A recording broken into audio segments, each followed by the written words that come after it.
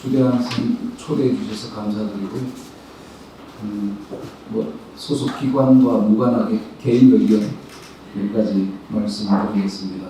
제가 언론 32년째이지만 경쟁 타사 기자들에 대해서는 뒷담화를 잘 안 합니다. 이 조봉암 선생이 1923년에 조선일보 사회부 기자를 했다고 하는데, 칭찬이든 비판이든 언급을 안 하는 게 근도인데, 워낙 큰 인물이기 때문에 몇 마디 제가 덧붙이도록 하겠습니다. 박명민 교수님 훌륭한 발표, 한 편의 대형 논문을 읽는 기분이었습니다. 다른 분들도, 이 토론자들도 사실 학술적인 부분, 그 다음에 또 인천 쪽에서 언론 오래 계셨던 분도 디테일을 말씀해 주셨기 때문에 제가 사족을 굳이 붙일 필요는 없는데, 지금 시간에 끝내도 크게 문제는 없을 것 같습니다. 토론에 몇 가지 마무리 정리 차원에서 몇 가지 말씀드려보면, 한 인물에 대해서 좀 긴 호흡으로 인생의 어떤 단계마다 좋은 일을 할 수도 있고, 또 일부 발이 미끄러져서 실족을 할 수도 있고, 다양한 게 있지 않습니까? 저도 이제 나이를 먹으면서 그런 생각들이 드는데, 한 인간에 대한, 특히 역사적으로 족적이 큰 인물에 대해서는 종합적으로 큰 안목에서 볼 필요가 있다라는 것 먼저 말씀을 드리고, 뒷부분에 서론 부분도 얘기를 하겠지만은, 나무만 보지 말고 숲을 봐야 되겠다. 큰 인물일수록. 그런 이야기를 짧게 제가 한번 해보겠습니다. 제가 이승만 대통령에 대해서는 좀 많이 자료도 찾아보고 하면서 죽산 조봉암 선생에 대해서는 깊게는 몰랐었는데, 이번 토론회를 계기로 좀 챙겨보면서 어떤 정리를 해보면 생각은 뭐냐면, 이분은 국권 회복 그리고 건국 과정에서 정말 빛나는 업적을 남긴 분이다라는 거 이렇게 정리를 하면서, 59년에 그분의 유언 부분이 마음에 딱 들어오더라고요. 나에게 죄가 있다면 많은 사람이, 우리 이제 국민이겠죠, 골고루 잘 살 수 있는 정치 환경을, 정치 운동을 한 것밖에 없어라고 하셨더라고요. 그리고 그 현장에 있을로 사라질 때도 아까 이종찬 광복회장께서 말씀하신 대로 정치적으로 싸우다가 패자가 이렇게 되는 거는 하면서 아주 통 크게 받아들이는 모습이 큰 인물이라는 생각을 했습니다.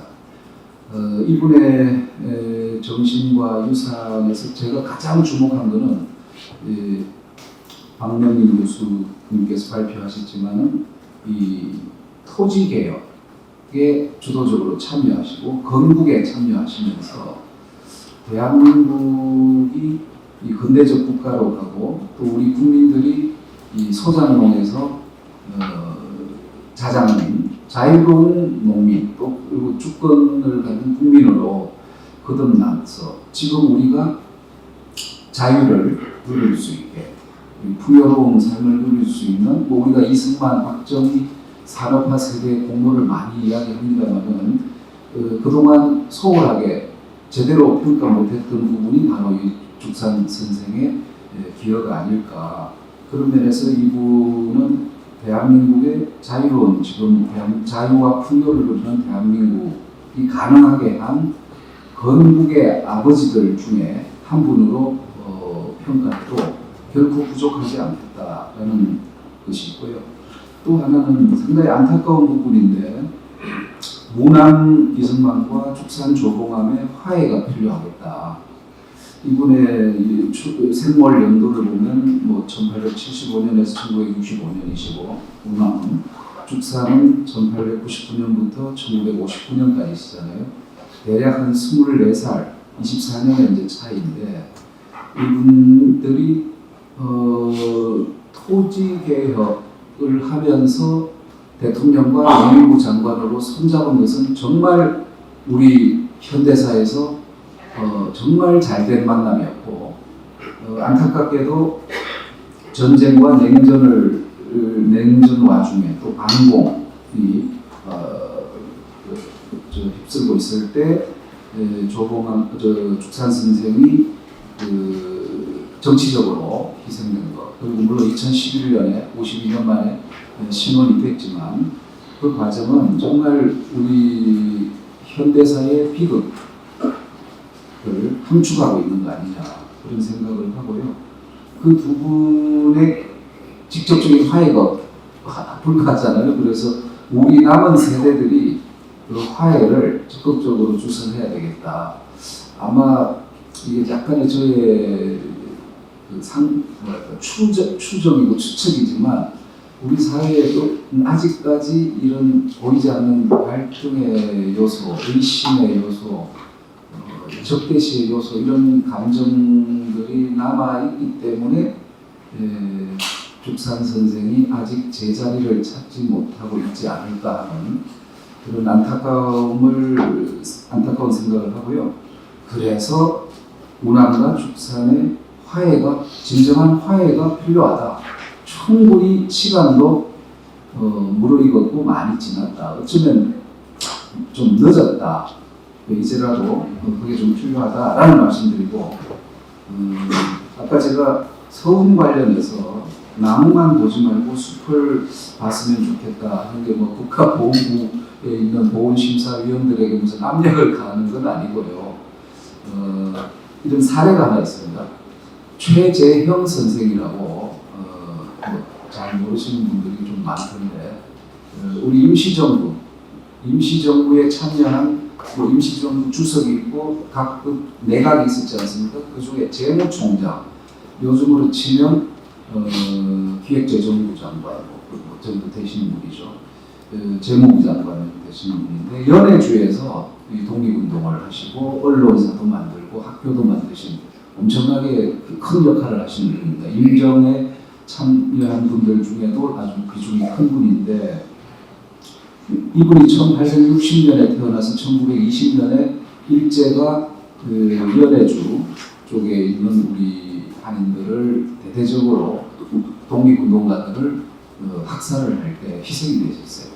그리고 안중근이 이토부미를 저격할 때 이분이 문신양면으로 구원했다는 분인데, 이분이 희생이 되고 나서 일제가 안중근 유해와 마찬가지로 윤봉길도 사실은 버렸죠. 쓰레기장에 버렸다가 나중에 46년에 우리 김구 선생께서 지금 효창공원에 모셔졌지만, 안중근, 최재형은 지금도 유해를 찾을 수가 없습니다. 일제가 중요한 인사에 대해서는 완전히 지워버렸죠.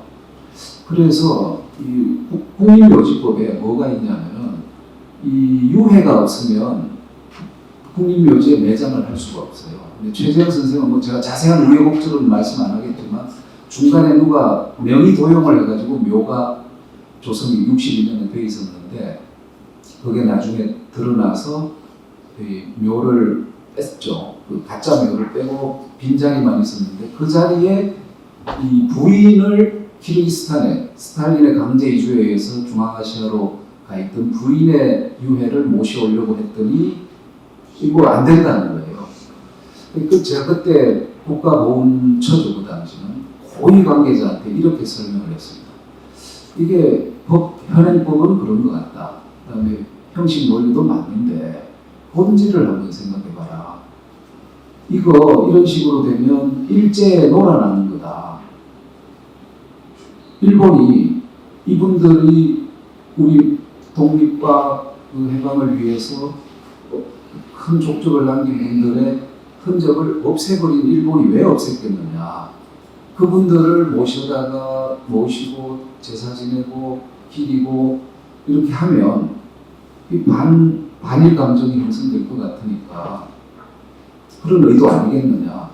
그래서 우리가 그게 무슨 근거가 없다, 유해가 없다라는 이유로 묘를 쓰지 못한다. 또 하다못해 그 부인이 같이 독립운동을 했는데 형식적인 뭐가 없다고 배제시킨다면 바로 그 안중근과 최재형의 유해를 없애버린 일제의 의도대로 우리가 놀아난다? 놀아나는 거 아니냐 이렇게 제가 논리를 폈습니다. 그랬더니 그게 뭐 먹혔는지 모르지만 국립묘지법이 개정이 돼가지고 최재형 선생의 유해는 아직도 못 찾았지만 그 키르기스탄에 있는 부인의 유해를 104년 만에 모셨고 거기에 부부묘를 만들었기 때문에 원래 그 묘자리에 해놨기 때문에 앞으로 기적적으로 최재형 선생의 유해가 발견이 되면 모실 수 있는 거죠.